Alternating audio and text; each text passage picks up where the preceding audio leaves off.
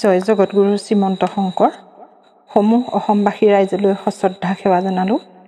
পবিত্ৰ ভাদ মাহৰ যি 4 প্ৰসংগ ৰক্ষা কৰা হয় তাৰে দুপৰীয়া যি নাম প্ৰসংগ তাতে আমাৰ ইয়াত সকলো প্ৰতিদিনেই প্ৰতি গৃহস্থীয়ে অন্নমুঠি দিয়ে। গতিকে আমি একেবাৰে সেৱা জনাইছোঁ এই বিলনীয়া কেইজনক। কিয় জানেনে?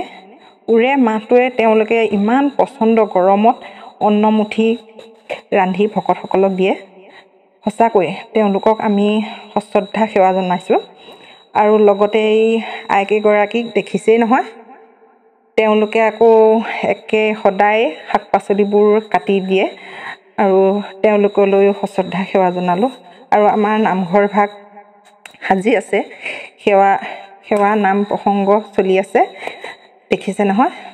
পৰিৱেশবোৰ সঁচাকৈ বহুত ধুনীয়া লাগে। ভাদ মাহটোত বহুত যেন সুন্দৰ বা মনটো বহুত এটা ভাল অনুভৱ হয়, নহয়নে বাৰু? আইসকলে আকৌ বৰ